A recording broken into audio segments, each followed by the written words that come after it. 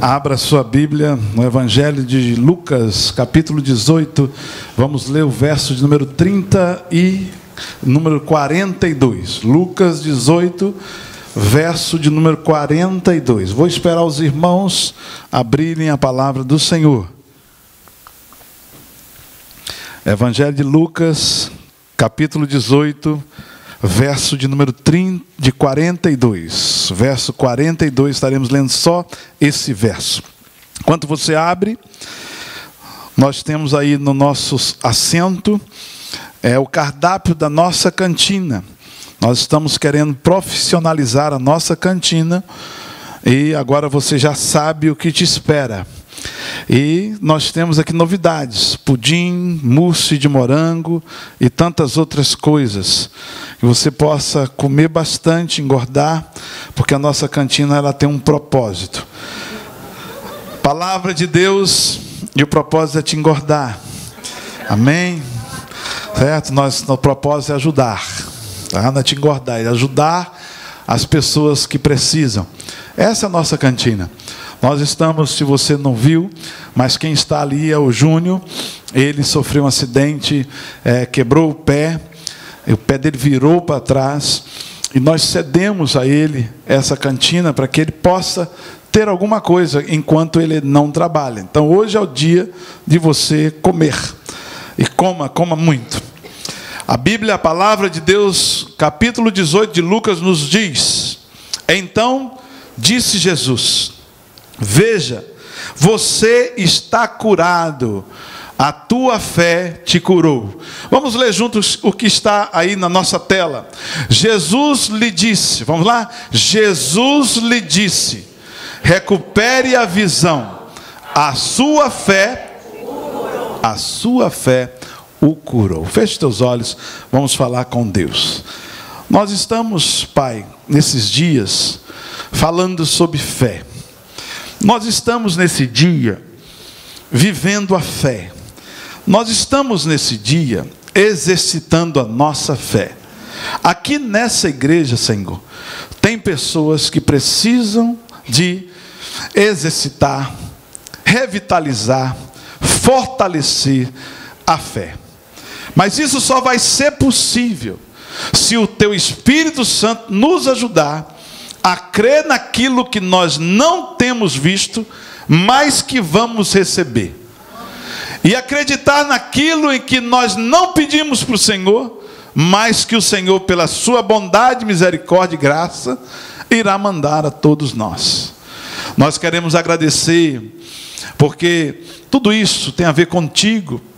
O Senhor é o autor e consumador da nossa fé, e por isso, Jesus, nós te pedimos nessa noite, amém e amém. Nós estamos na nossa terceira semana de campanha da fé. Nós não demos para você, como disse semana passada, nenhum livro, nenhuma folha, mas nós cremos que você está prestando atenção nas mensagens, nós cremos que você está agora participando do seu grupo familiar. Estive conversando com o Deraldo me passou a folha do estudo que eles estão tendo, que vocês estão tendo, diferente do meu grupo, porque o meu grupo é um grupo especial, onde nós estamos trabalhando alguns princípios da unidade, da vida cristã. Por que isso? Porque eu estou com várias pessoas novas que precisam de receber os primeiros passos da vida cristã. É o único grupo diferente, todos os outros estão falando do mesmo assunto. Então, queridos, nós estamos nessa terceira semana. E a pergunta que eu faço para você nessa noite é a seguinte: como está já a sua fé? Como é que você tem olhado e vivido essas 3 semanas? Talvez nós temos pessoas aqui que vêm para a igreja de forma aleatória, senta no banco, escuta a mensagem e vai embora para casa e nada muda na sua vida. Mas, queridos, eu tenho pessoas aqui que já têm me falado do que tem acontecido nas suas vidas. Tenho pessoas aqui que estão crendo e acreditando que Deus vai fazer um grande milagre e vai dar a ela nesses 40 dias aquilo que ela está pedindo, o que ela pediu no primeiro dia em que nós pregamos sobre a fé aqui na nossa igreja. O que eu quero dizer a você nessa noite, que você que está aí, que parece que já recebeu tudo de Deus, Deus tem muito mais coisas para dar para você, José. Deus tem muito mais coisas para dar para vocês, do que vocês ainda estão pensando. Talvez você olhe no espelho e vê os seus cabelos brancos, e você pensa que tudo que Deus tinha para dar para você, Ele já deu, e que você não precisa mais pedir nada para Ele. Pelo contrário, querido, nós precisamos continuar pedindo, incomodando o nosso Deus, porque Ele vai dar para nós ainda aquilo que nós não sabemos que ainda vamos receber, em nome de Jesus, amém? Nós cremos que o Senhor tem muita coisa, porque a nossa vida é assim, Suelene. Todos os dias acontecem coisas boas na nossa vida. Ou será que não acontecem coisas boas na sua vida? Todos os dias acontece, e às vezes acontecem coisas que nós não esperamos, e essas coisas aparecem. Quero dizer para você uma das coisas que aconteceu comigo, com a Andréia.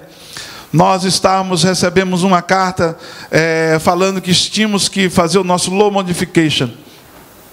E aí ali bateu um desespero, porque a gente pensou que seria daqui a 2 anos. Ainda teríamos 2 anos do jeito, com a paz que nós estamos vivendo. Mas aí, querido, a realidade era aquela, e nós tínhamos que encarar o que tínhamos que encarar. E aí fomos para a preparação dos documentos. Eu não pensava que nada iria acontecer daquilo. Low modification ia acontecer e pronto, e acabou. Só que ficamos naquela tensão, né, de 2 meses de preparação, da resposta do banco, porque nós não queremos perder a nossa casa. Já pagamos mais de 10 anos, não queremos perdê-la. E aí enviamos os papéis, e aí Deus trabalhando lá em cima, enviamos os papéis e orando para que Deus nos dê fé para suportar toda a notícia, sendo ela boa, sendo ela ruim. O que aconteceu? Eles aceitaram a proposta que foi feita por nós, examinaram os nossos documentos e deram sim. Aí eu já fiquei alegre, porque eles fizeram por mais 5 anos. Para quem não tinha 2 meses, mais 5 anos foi vitória. E eu fiquei muito contente com isso. Mas depois de toda essa felicidade que a gente teve, só de ter essa casa por mais 5 anos, e depois talvez mais 10 anos, mais 15 anos, eu não sei, mas agora nós estamos felizes. Aí veio a boa notícia, coisa que nós não vemos, e que está vindo, certo? Mas nós não pedimos, mas Deus manda na sua misericórdia. Eu contei isso na terça-feira e quero dar o testemunho para você. O banco manda uma carta dizendo o seguinte: o seu primeiro pagamento será no dia 1º de dezembro ao dia 15 de dezembro. Então quer dizer o seguinte, querido, que setembro eu não pago minha casa, outubro eu não pago minha casa, só vou pagar minha casa em dezembro. Isso quer dizer que todo o dinheiro que eu guardo para pagar o meu móvel, eu vou colocar no meu bolso. Isso, querido, não é para você, certo, ficar triste ou pensar que eu sou melhor do que você. Mas é a forma que eu conto para você, e eu tenho certeza que Deus está fazendo alguma coisa na sua vida, e que você não tem coragem de subir aqui e contar o testemunho do que Deus está fazendo em você. Mas eu tenho que exercitar a sua fé, eu tenho que falar para você o seguinte, que o Deus que nós servimos continua sendo o mesmo Deus, e Ele continua abrindo as mesmas portas. Então você nessa noite é questionado: como está a sua fé? Você tem pedido para Deus? Porque Deus, Ele é que dá a fé para nós. A palavra de Deus nos fala isso. A fé vem do ouvir a palavra de Deus. Você tem pedido para Deus, para Jesus, para que Ele aumente a sua fé, porque Deus dá a fé, mas Ele aumenta a sua fé. Jesus, Ele aumenta, Ele acrescenta. Porque a palavra de Deus diz o quê? Certo? Porque a palavra de Deus diz o seguinte: os discípulos, quando eles estavam na escola, no seminário com Jesus por 3 anos, eles chegam um dia, vê Jesus fazendo grandes milagres, e ele fala, os discípulos falam: Senhor, aumenta-nos a fé. Deus coloca a fé, Jesus aumenta, e não para por aí, querido. O Espírito Santo que a mantém. Nós precisamos, você tem pedido ao Espírito Santo, certo? Para que a sua fé seja mantida. Porque diz a palavra de Deus que a fé é um dom, e esse dom é do Espírito Santo, é Ele que dá a você. Então você tem que pedir para Deus, pedir para Jesus e pedir para o Espírito Santo. Exercite, querido, a sua fé. A fé, como eu disse há poucos dias atrás, a fé é a mola, a fé é a tábua de salvação, a fé é o combustível que todo crente precisa para ficar firme diante das lutas, das tempestades, da adversidade, dos reveses da vida. Você precisa ter fé para suportar tudo isso que está acontecendo nos dias de hoje, no nosso mundo. Por que você acha que o Evangelho chegou até aqui em nós, e hoje nós estamos falando do Evangelho?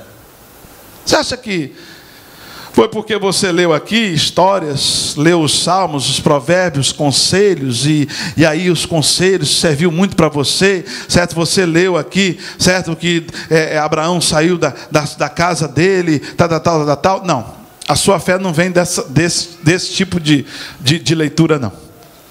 A sua fé veio porque você leu nos evangelhos a história de Jesus e dos milagres que Jesus fez. A história veio ao seu coração. A fé você encheu do seu coração de fé porque você lê um relato de Pedro na cadeia, a igreja orando, e você lê que enquanto a igreja orava, um anjo do Senhor apareceu para Pedro, certo? Colocou os guardas para dormirem, e todos aqueles guardas, em todos os setores, eles dormiram. Os grilhões caíram das pernas e das mãos de Pedro, e aí diz que Pedro passou ileso por toda a guarda romana.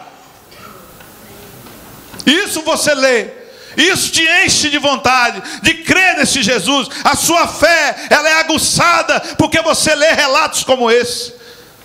Você lê um relato que Pedro e João, ele foi à terceira hora orar no templo, e aí Pedro e João encontram com o aleijado, e ali ele diz em nome de Jesus. E quando eles invocam o nome de Jesus, é pela fé, não é eles invocam aleatoriamente, pela fé do tudo que eles viram no passado, que Jesus fez, e eles falam: eu não tenho nem prata nem ouro, mas o que eu tenho eu te dou em nome de Jesus, levanta-te e anda. E aí aquele homem levanta e anda, e você lê isso e a sua fé aumenta.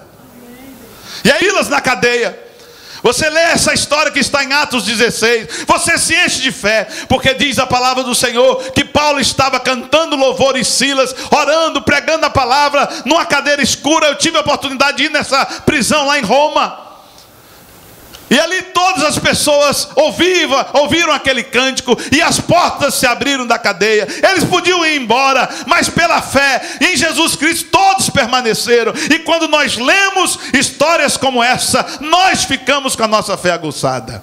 Vale a pena, querido, viver essa vida crendo em Jesus Cristo. Vale a pena, querido, ter essa consciência de que nós, como cristãos, precisamos ler em Jesus, confiar em Jesus Cristo.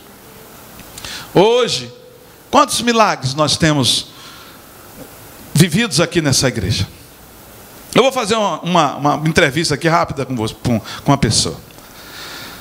Vou fazer uma entrevista com a Marlene para você acreditar que Jesus continua sendo o mesmo ontem, hoje e eternamente. 2 anos atrás, você pensou na sua vida que você ia ter uma doença que você teve? Nunca, jamais. Como foi que você venceu a sua doença? Certo? Em algum momento você teve fé? Todo o tempo. Foi a fé que me curou. Isso. A sua fé estava designada, estava direcionada a que pessoa? Somente a Deus. Somente a Deus, a Jesus Cristo. Em todos os momentos que vocês iam até a casa dela, nós íamos lá para dar conforto, saíamos o quê? Confortados. Por quê? Ela tinha uma fé diferente da nossa. Agora, será que é preciso você passar por uma experiência como essa para você ter a fé da Marlene?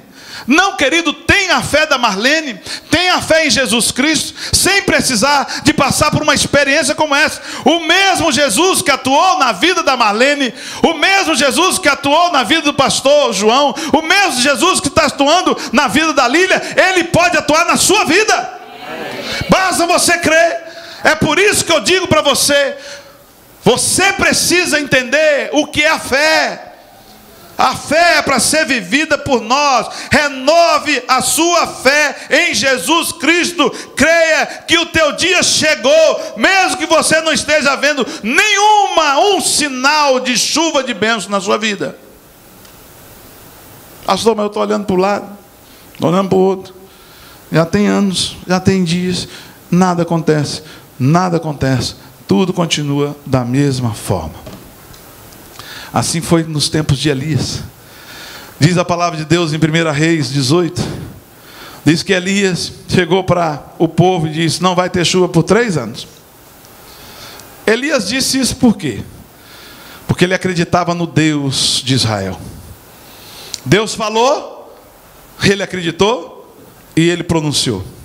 Deus fala para nós, Deus cumpre, e muitos de nós não acreditam que a palavra de Deus é revelada para nós. Mas Elias não. Aí um certo dia, Elias, no capítulo 18 de 1 Reis, ele sobe, Acabe vai para um lado, o rei de Israel, e ele sobe para o Monte Carmelo. E diz a palavra de Deus que ele chega no Monte Carmelo e a primeira coisa que ele faz é colocar a sua cara, o seu rosto, certo, no meio dos seus joelhos. Ele se ajoelha e coloca e começa a orar. Quando ele começa a orar, ele fala para um moço, um homem, um jovem que estava com ele, um aprendiz, talvez foi Eliseu. E ele chega para Eliseu ou outra pessoa e fala o seguinte: vai até mais para frente e olha no horizonte e veja se você vê alguma nuvem. O menino foi até o horizonte, olhou no alto da montanha, olhou para cá, olhou para ali, olhou para trás e não viu nada. E aí ele chega para Elias e fala assim: ó, não tem nada. Aí Elias chega para ele e fala o seguinte: vá 7 vezes. Ele foi a primeira, foi a segunda, foi a terceira, foi a quarta, a quinta, a sexta. Na sétima vez, ele olha uma nuvem do tamanho da mão de um homem. E aí uma nuvem do tamanho da mão de um homem, ele chega e ele diz o seguinte: desce, fala para Acabe que ele tem que ir para sua casa e que ele vá correndo, atrelhe os seus cavalos, porque vai vir muita chuva. Mas Elias, tem uma pequena nuvem do tamanho da mão de um homem. Você está dizendo que eu vou descer para Acabe, o rei de Israel, e vou falar para ele: atrela os teus cavalos, prepara a tua carruagem, porque vai vir um temporal depois de 3 anos sem chover. Agora só porque uma nuvem desse tamanho, que cabe na mão de um homem, e está lá no horizonte, o Senhor está dizendo para eu entrar nessa. Eu não vou descer e não vou falar para Acabe, porque Acabe é marido de Jezabel, a mulher mais cruel de Israel. Ela vai me matar e ele vai me matar. O senhor está pensando que eu estou ficando doido? Eu não vou. Desce e fala para ele. Como aquele homem era muito obediente, ele chegou e falou assim: seu rei, poderia falar com o senhor? Nem olhou para o rei. O seguinte: o meu mestre, o profeta Elias, ele mandou dizer para o senhor atrelar seus cavalos, para o senhor, certo, preparar a sua carruagem e correr, porque vai vir uma grande tempestade. E se o senhor não fizer isso, a tempestade vai pegar o senhor, e aí os cavalos, as rodas da sua carruagem, certo, não vão ficar atoladas, e o senhor não vai chegar onde o senhor quer chegar. Você imagine, olhando para um sol desse que nós tivemos hoje, de 74, calor tremendo, nenhuma nuvem no céu. O que você acha que Acabe falou para aquele menino? Acabe falou assim: olha filho, é o seguinte, eu vou para onde eu tenho que ir, porque eu tenho que ir. E eu vou porque está na hora de eu ir. Mas que vai chover, não vai chover. Quando ele disse, quando ele botou o pé na carruagem, quando ele começou, certo, a acelerar com seus cavalos, todo o céu se escureceu e veio uma grande tempestade. E diz que Elias passou muito mais rápido do que a carruagem de Acabe e chegou primeiro. Mas sabe o que aconteceu? Porque Elias, ele tinha fé. Quando a gente tem fé, querido, é assim. A gente fala, vai acontecer. Então, querido, o que você precisa, certo, é vencer a sua incredulidade. o que nos mata, o que nos deixa sem milagres, o que nos deixa com essa fezinha, com essa coisinha, com essa vida medíocre cristã, é porque nós somos mais incrédulos do que crendo em Jesus Cristo. Não temos fé. O Deus de Elias, o Deus de Noé, o Deus de Abel, o Deus de Abraão, o Deus de Moisés, é o mesmo hoje e eternamente, Ele não vai mudar. Você vai passar dessa vida e Deus vai continuar mudando. Nós vamos morrer e vai vir outro pregador aqui, outras pessoas, e Deus, a palavra dele não vai passar. Esse é o Deus que eu e você, nós servimos. E eu quero, querido, nessa noite, revigorar, fortalecer mais a sua fé. Porque isso aqui foi só a subintrodução do sermão. Mas eu estou vendo o relógio ali, fique tranquilo, 8h30 nós acabamos.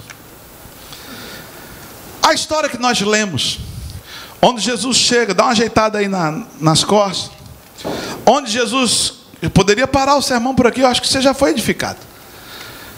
A história que nós lemos, no versículo número 42, do verso 18 de Lucas, conta a história de um cego Bartimeu, uma pessoa que tinha um nome, Bartimeu, que era filho de Timeu.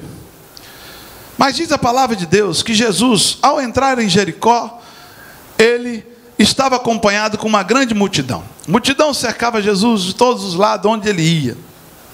O cego estava à beira do caminho, e esse é o tema da mensagem, à beira do caminho. E eu vou fazer uma pergunta para você depois. Ele estava à beira do caminho, pedindo esmolas, mas ele ouve que alguma coisa estava diferente naquela manhã. A multidão era grande e havia muita gente falando de Deus. Jericó era uma cidade que muitas pessoas passavam por ela. Jericó estava a caminho de grandes centros. Ela era uma cidade que nós ouvimos muito falar nas histórias da Bíblia sobre Jericó. E diz a palavra de Deus que aquele cego começa a ouvir as pessoas: glória a Deus nas alturas, bendito seja o nome do Senhor. Ele nunca havia ouvido aquilo, ele nunca tinha passado por aquilo, por aquela experiência. E ele pergunta para a pessoa que estava do seu lado, algumas versões nós temos que falam o seguinte, que havia 2 cegos, mas esse era um cego só. E diz a palavra de Deus que ele pergunta talvez para uma outra pessoa que estava passando, agarrou na mão de uma pessoa, ou na orla de uma pessoa, ou na capa de uma pessoa, e perguntou: o que está acontecendo? Aquela pessoa: me solta. E não, antes de te soltar você vai ter que me falar o que está acontecendo. E aí, talvez a pessoa chegou para ele e disse o seguinte: Jesus de Nazaré, filho de Maria e José, ele está passando aqui. Aonde Jesus está? Ele falou assim: está aqui à sua esquerda, está quase na sua frente. Agora, nesse momento, ele passa na sua frente. E aquele homem, quando ele olha que a multidão, certo, estava engrossando e que as vozes estavam ficando mais claras no seu ouvido, ele começa a gritar: filho de Davi. Não vou gritar aqui, mas ele falou: filho de Davi. E não foi baixo, queridos. Quando a Bíblia fala que ele gritou mais, eu imagino, porque uma multidão passando. E aí ele começa a gritar: filho de Davi, tem compaixão de mim. E ninguém escutou. E aquelas pessoas que estavam ali, certo, em vez de chegar e falar assim: Jesus, para, porque aqui tem um cego que precisa do Senhor. O Senhor já curou tantas pessoas, cura mais esse. As pessoas deixaram aquele cego à beira do caminho, não deixaram ele mover. E aí, quando Jesus já estava indo, ele começou a andar, certo, cego, sem direção, certo, talvez ali perto, dentro da multidão, já sendo levado para a multidão, gritando: filho de Davi, tem compaixão de mim. E Jesus para. E quando Jesus para, querido, para tudo, houve silêncio. E naquele exato momento Jesus começa a conversar com aquele homem. E ele pergunta para aquele homem: o que é que você quer que eu te faça? Ele chega para aquele homem e diz, e aquele homem responde: eu quero ver. E no momento em que Jesus escuta isso, depois do seu diálogo, aquele cego é curado, ele entra na multidão e sai da beira do caminho. Talvez, querido, para você, sair da beira do caminho é uma coisa muito simples. Mas para o cego Bartimeu não era simples.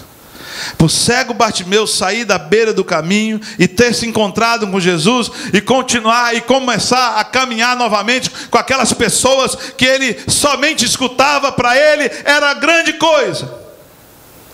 E a pergunta para você é: o que tem te colocado de lado? O que tem te colocado do lado de fora? O que tem te colocado à beira do caminho?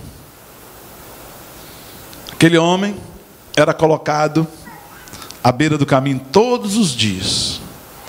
Alguém o deixava ali: fica aqui. Aqui é o lugar melhor.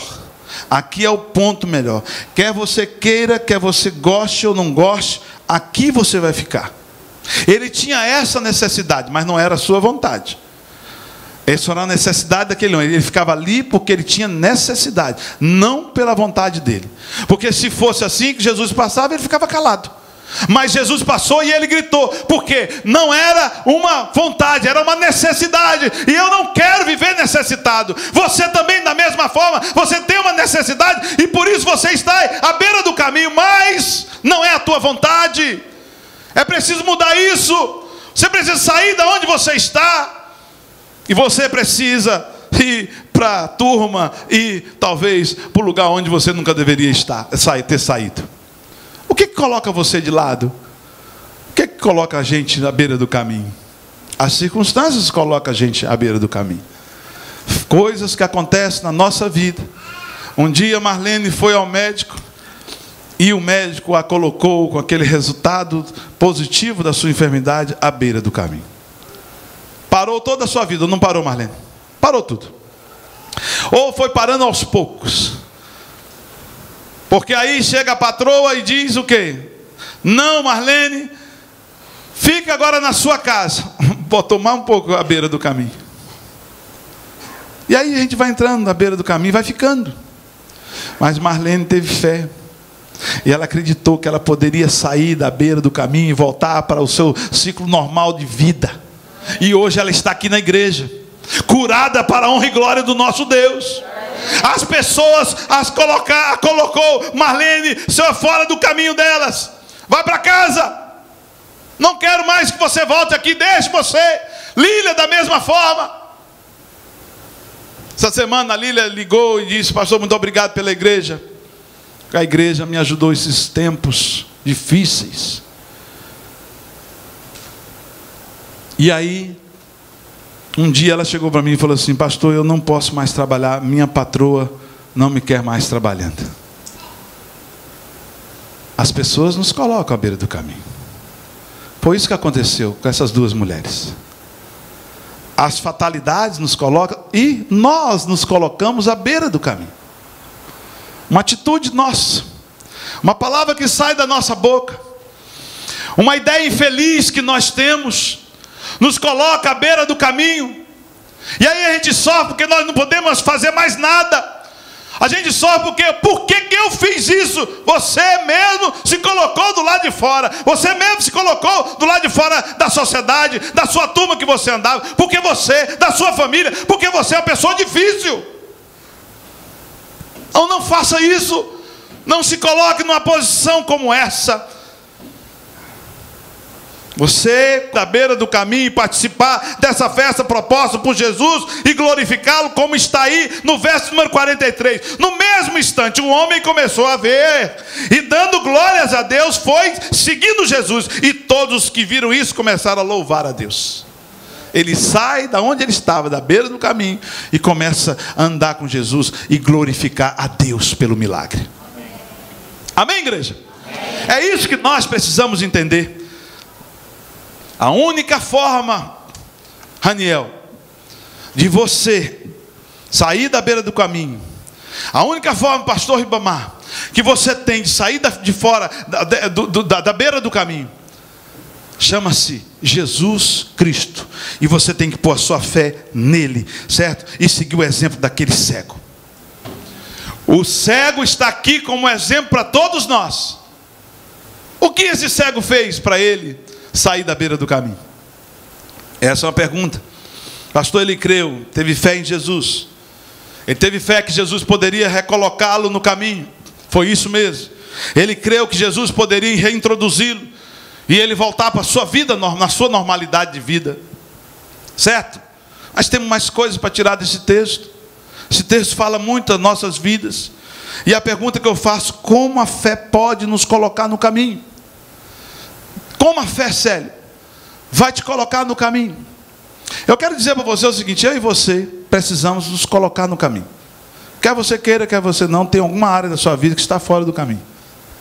Tem alguma área da sua vida que você não está conformado. Tem alguma coisa na sua vida que não está tocando bem. Tem alguma coisa na sua vida que está deixando você triste. Você não é 100% alegre. Tem alguma coisa, alguma dificuldade hoje, ou talvez amanhã, ou já semana passada, que não está fazendo bem a você. E você hoje, nessa noite, o Espírito Santo te trouxe aqui para você entender isso. Amém, queridos? Amém. Como a fé pode nos colocar no caminho? Olha o verso 36 aí. A resposta está aí. Quando, diz a palavra do Senhor, ouvindo a multidão passando, ele perguntou o que era aquilo. Como é que a fé vai me colocar no caminho? Abrindo o meu ouvido. Abrindo os nossos ouvidos. Abrindo o seu ouvido. A fé, certo? O cego perguntou o que estava acontecendo. Alguns que estavam ali deu atenção a ele e deixou ele saber: é Jesus de Nazaré que está aqui. Ao escutar que Jesus estava ali bem perto dele, ele não perdeu tempo e ele começou a gritar. Ele ouviu. A fé abriu os olhos os ouvidos daquele homem. Pastor, mas ele não precisava dos olhos? Sim, mas primeiro abre os ouvidos. A palavra de Deus nos fala isso. Querido, a fé pode fazer uma pessoa andar. A fé pode fazer uma pessoa ver. A fé pode fazer uma pessoa sentir algo e mudar tudo na sua vida. Mas a fé também pode fazer uma pessoa escutar. Às vezes o que você está precisando é escutar alguma coisa boa. Você já anda? Você já vê? Você tem os seus sentimentos? Você chora? Você grita? Você fala, você tem tudo, mas você não ouve. E nessa noite o Espírito Santo está dizendo para você: me escuta. O que eu tenho para falar para você hoje vai salvar você, vai motivar você. O que você precisa fazer simplesmente é escutar. Quando a gente escuta, querido, que a fé, de sorte que a fé vem pelo ouvir e ouvir a palavra de Deus, a gente fica certo, alegre. Quando eu ponho minha Bíblia de manhã para tocar no iPad, para eu ficar fazendo meu café e escutando, certo, as histórias de Daniel. Tem uma partezinha que eu aperto, eu quero só Daniel, de Sadraque, Mesaque e Abednego, só testemunho de fé. E aquilo todo dia cedo toca para mim. Fala, aquele homem, o Cid Moreira, ou qualquer outra pessoa, dependendo da sua versão, você põe para escutar aquela Bíblia, certo, falando, aproveite a tecnologia e aquilo vai te enchendo, só testemunho bom. Eu não preciso ligar a televisão para escutar testemunho, não. Eu não preciso ligar em qualquer uma dessas igrejas e me conectar para escutar testemunho, não. Eu escuto o testemunho da Bíblia, porque vai me edificar, porque eu sei que é verdade. Há testemunhos que nós escutamos aí que não são verdades, e muita gente sendo enganada, mas da Bíblia não, é tudo verdade. E aí, querido, eu fico alegre por isso. E a pergunta para você também nessa noite, outra pergunta: o que você tem ouvido? O que você tem ouvido, Dilma? Rita, tem edificado você? Ou tem colocado você para baixo? Nós precisamos saber que há coisas que nós escutamos que não aumentam a nossa fé, só deixa a gente mais incrédulo. Ou será que você não passa por essa mesma experiência que eu passo? Tem coisas que a gente escuta, querido. Daniel está aqui. Ele é prova disso. Quinta-feira passada, nossa reunião de staff, que acontece de 1 da tarde até as 7 horas da noite, com 15 pessoas, às vezes com 20, às vezes com 10. E uma das coisas que me chamou a atenção muito essa semana, que o Daniel chegou e deu um testemunho sobre a vida do pastor Silaí, que nos visitou na outra quinta-feira retrasada. E aí o pastor Silaí, falando algumas coisas, ele empolgou a vida do Daniel, ele empolgou a vida de todas as pessoas que estavam ali. E aí, queridos, o que aconteceu foi que eles deram testemunho das coisas boas que acontecem na vida do pastor, na sua igreja, que os empolgou. E aí eu confirmei, realmente, 1h30 que ele passou conosco, foi 1h30 de dar uma substância na nossa fé. Você vê como que é diferente, não? Uma pessoa que vem falar de Deus para você, ele faz uma coisa tremenda. Ele vai vir aqui esse ano, se Deus quiser, no meu aniversário, falar para nós, e você vai ver e vai constatar quem é o pastor Silaí. É um homem de fé, que construiu uma grande igreja, certo? Lá na Flórida. Estava indo para o meu grupo de estudo bíblico, da qual a Eliane aqui faz parte, e um pastor conhecido de vocês também me ligou. Já esteve aqui pregando há muito tempo atrás. Ele me ligou e nós fomos quase que o caminho todo falando com ele, e eu aconselhando ele, e ele com uma palavra tão negativa, a igreja com muita dificuldade, a igreja, as pessoas voltando para o Brasil, outras pessoas saindo, e ele clamando, e ele chegou para mim e disse: olha, eu não sei mais nem o que eu vou fazer, acho que eu vou voltar para o Brasil, eu não tenho mais ovelhas que querem caminhar comigo. Claro, querido, que tudo isso por consequência de coisas que já vinha vindo errado e que a gente falava e que não obedecia.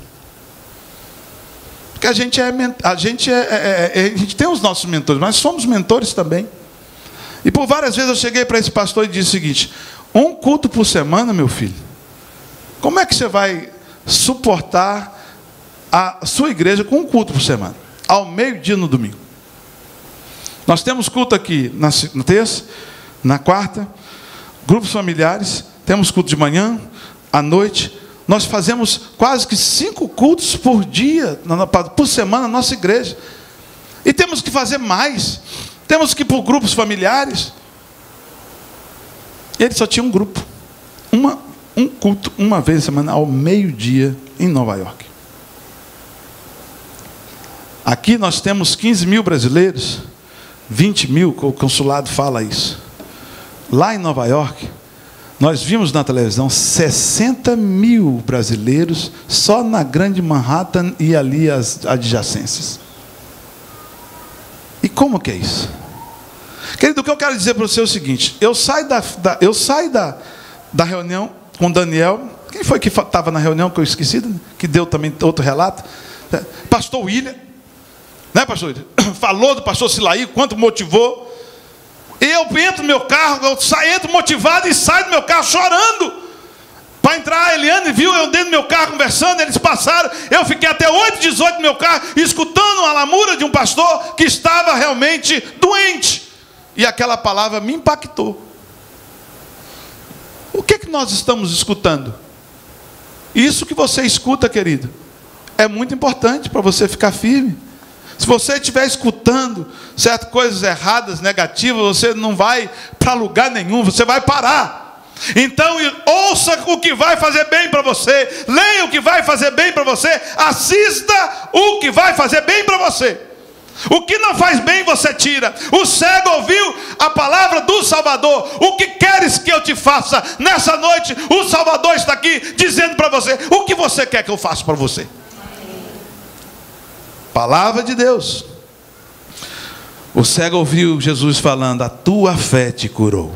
O cego ouviu e foi aberto os seus olhos e deixou de ser cego e o colocou no caminho. A fé em Cristo vai colocar você no caminho. Ouça o que Cristo tem para falar. Ouça aí o pulsar do Espírito Santo dentro do seu coração.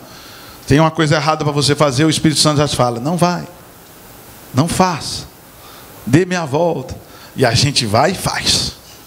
E aí vem a tristeza, aí vem o colocar à beira do caminho. Não deixa nada colocar você à beira do caminho, porque o Espírito Santo da promessa está dentro de você. Segundo, para a gente terminar, como a fé pode nos colocar no caminho? Primeiro, abrindo os nossos ouvidos. Segundo, nos tirando da zona de conforto, Palavra de Deus no verso número 39 diz: as pessoas que iam na frente o repreenderam e mandaram que ele calasse a boca. Cala a boca, rapaz, não incomoda o mestre.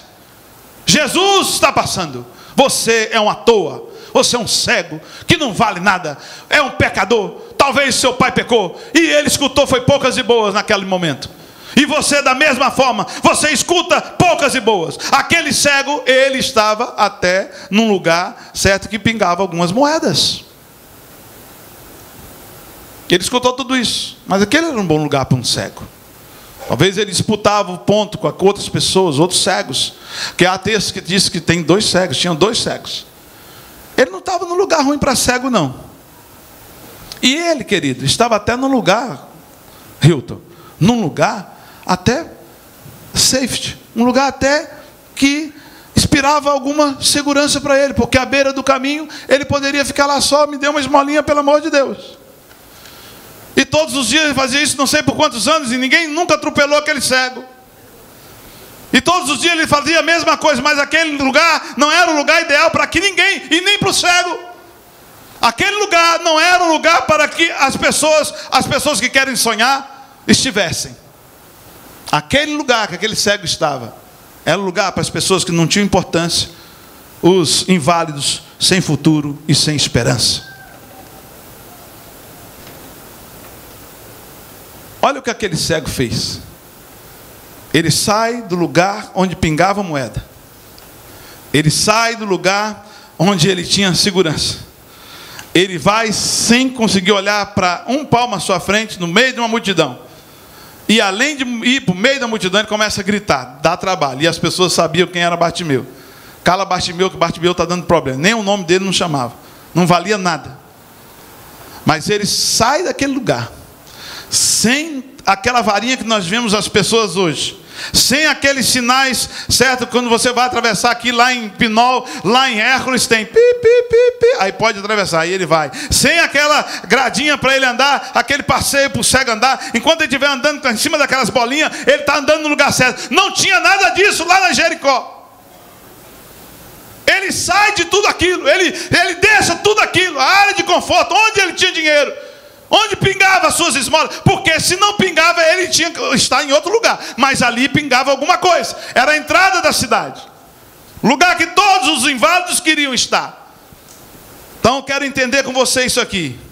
Será que você, ou que vocês, estão na zona de conforto, pensando que Deus já deu tudo para vocês, e que Ele quer dar mais para vocês? Você precisa, querido, como eu, sairmos da nossa zona de conforto. Ontem nós estávamos com um grupo, dando um apoio para um irmão nosso que está correndo, o David. E a gente brinca muito, a gente ri muito quando a gente sai andando de moto, no sábado de manhã. E aí o Flávio está aqui.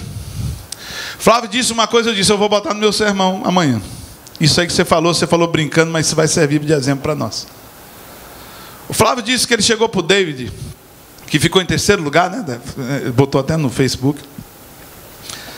Olha, Flávio disse mais ou menos com essa fala. Se eu estiver errado, me corrija. Se você quer ser, se você quer se tornar melhor, infelizmente, vai ter que ultrapassar os seus limites. E às vezes, ultrapassar os seus limites é cair, levar algumas quedas. Ele é um corredor de moto. Ele quer chegar onde ele quer chegar, disputar um GP mundial. Está aí um pai que tem um filho que corre. E às vezes o tombo é um aprendizado, não é verdade? Não é, Raniel? Às vezes a gente tem que cair para a gente aprender. Às vezes a gente tem que sair da nossa zona de conforto e arriscar mais um pouco. Acelerar mais um pouco. Dar um salto maior para chegar em primeiro lugar. Para ganhar uma posição, a gente tem que fazer uma manobra arriscada. Mas quando a gente faz aquela manobra arriscada, a gente cai na outra fala que o Felipe falou depois do Flávio. Felipe falou, eu vou anotar isso, eu vou falar no meu sermão amanhã sobre isso. Está vendo como andar de moto também a gente é edificado? E não foi o pastor que falou. O Felipe falou assim, se você quer crescer, que deixar de fazer a mesma coisa que o seu cérebro está acostumado a fazer. Você quer crescer, querido?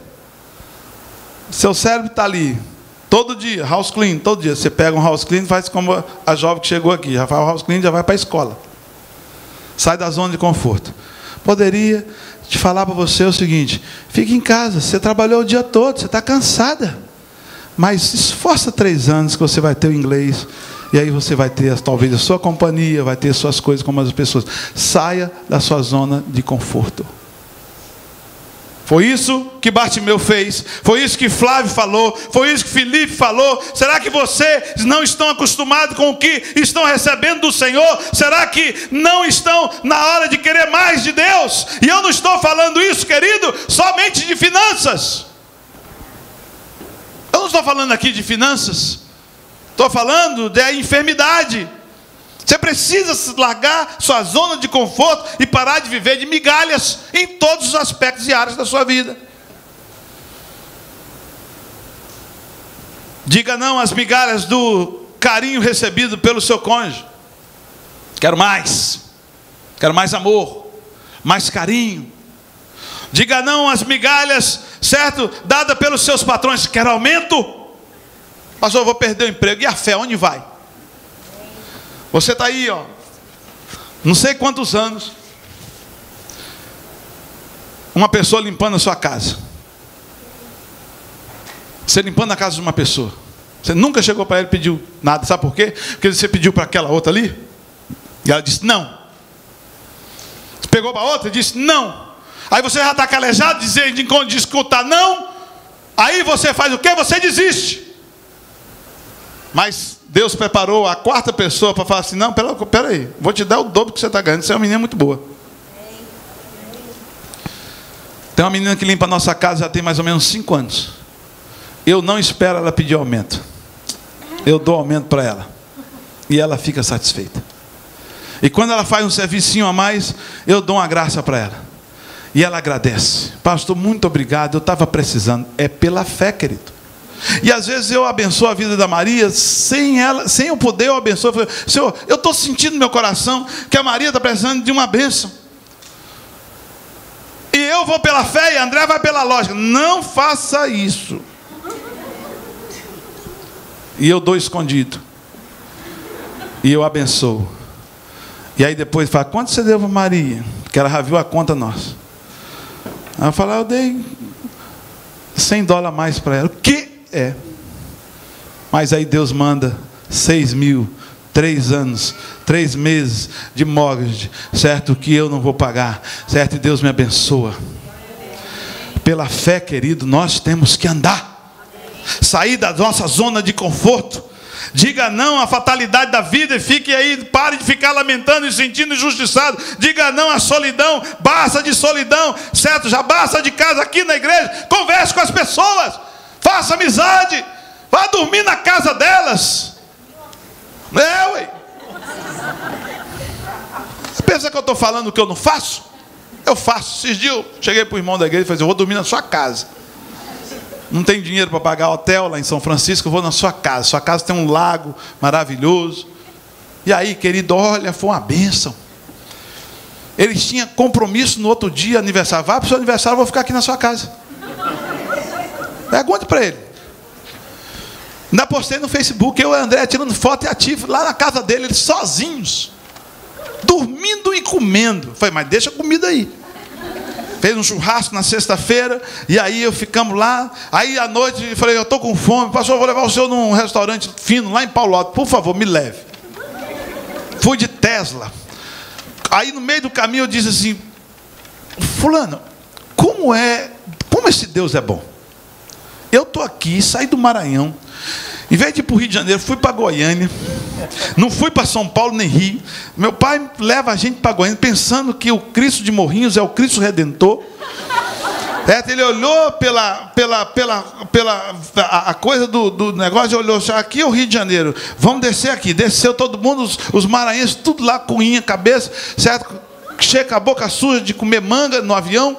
E aí O dó danada, a dó dos meninos, certo? Em vez de comprar sorvete, o pai deu $1, R$1 para cada um, não sei quanto que era naquela, um cruzeiro para cada um. Aí foi o meu irmão comer manga, um cofre de manga, pensando que não ia ter manga em Goiânia. E ele olha e desce ali e nós ficamos. Aí eu falo para ele, eu falo assim, rapaz, hoje eu estou aqui com 51 anos, indo para um restaurante chique em Paulo Alto, não vou pagar nada porque você que me convidou, certo? E aí, querido, ainda num carro como esse, onde nem 2% dos habitantes da Califórnia andam e tem um carro como esse. E o Senhor me colocou aqui, não foi você, foi o Senhor que me colocou aqui. Não adianta você querer tirar a farofa, não, que quem colocou aqui foi Deus. Aí falou, pastor, foi Deus mesmo. Só Deus para a gente estar nesse carro aqui. Aí estamos lá dentro do carro, o filho dele estava no Brasil mexendo no carro, no controle, lá no Brasil. Você vê o tanto que o carro é chique. Aí bota para esquentar a poltrona minha. Eu falei, você está estou vendo um vento quente aqui, um negócio quente aqui atrás, na retaguarda. E aí ele falou, pastor, não estou mexendo em nada. Não está mexendo sim, rapaz, o ponteiro está aqui. Estou vendo que você está querendo aprontar comigo. Só porque eu estou nesse carro aqui, não estraga o milagre não. E aí a hora o negócio esfriava, o negócio esquentava. Eu falei, para de brincadeira, rapaz, você está mexendo em alguma coisa aí. Aí ele falou, não, peraí, vou ligar. Fulano, você está mexendo aí no controle do carro aí em Goiânia? Ué, pai, eu estou mostrando aqui. Eu falei, você está prejudicando o pastor aqui, ué. De longe fazendo mal para o pastor. Eu pensava que era só gente de perto, mas de longe também. Queridos, Deus, Ele é maravilhoso. Se você está vivendo uma solidão na sua vida, chega aí as mulheres da igreja que são solteiras, que são viúvas, são separadas. Vamos dormir hoje, todo mundo na sua casa. Vamos conversar até tarde. Saia da solidão. Para de viver de migalhas, certo? Sleep Over também é para adulto. Não é só para criança. Declare pela fé que dias melhores vão vir na sua vida. Diga como Kleber Lucas, o melhor de Deus ainda está por vir. Amém. E eu creio que o melhor de Deus ainda está por vir na nossa vida. Nós estamos acostumados a dizer que a fé remove. Isso é passado. Isso já não serve mais para os nossos dias. Se eu quiser remover a montanha aqui de Tamapaz, eu contrato aí uma turma do dump e em 2 dias ele derruba aquela montanha. Escavadeira, trator, certo? Caminhões de terra, quando vê que não tem mais Tamapaz. A fé, querido, ela tem um poder para fazer muito mais do que remover montanhas. Você não sabe o que a fé pode fazer. O que nós precisamos é sair da zona de conforto. Querido, se precisar você fazer como o cego Bartimeu, aprenda. Grite para Jesus. Tem misericórdia de mim. Já estou cansado dessa vida. Eu preciso que o Senhor me ajude. Não quero mais viver de migalhas. Quero viver na intensidade do amor. Quero amar com intensidade. Quero viver com intensidade. Porque amanhã, querido, você pode precisar de Deus para outras coisas. Ou você não é mais do que vencedor. Nós somos mais do que vencedor. Se Ele não escutar, continue gritando, continue crendo. Saia da sua zona de conforto como Bartimeu. Creia que Ele vai voltar. E você? Ele vai voltar para você. E você vai dizer para Ele, eu quero que o Senhor faça isso para mim. E Ele vai fazer. Concluindo, a fé precisa ser colocada em prática, querido. A fé precisa ser alimentada. A fé é dom e precisa existir na nossa vida. Pela fé, quem está à beira do caminho tem que sair e ir para a turma que estava certo com Jesus. Pela fé vocês irão receber o que vocês pediram e o que não pediram, porque Jesus, Ele vai mandar para você em nome de Jesus. Pela fé podemos superar em todas as áreas. A fé nos abre os olhos, os ouvidos, mas nós temos que sair da zona de conforto. Feche teus olhos, vamos falar com Deus. Pela fé posso lutar. Pela fé eu posso viver. Pela fé, pela fé. O que você precisa é caminhar pela fé. O que você precisa é crer nessas palavras.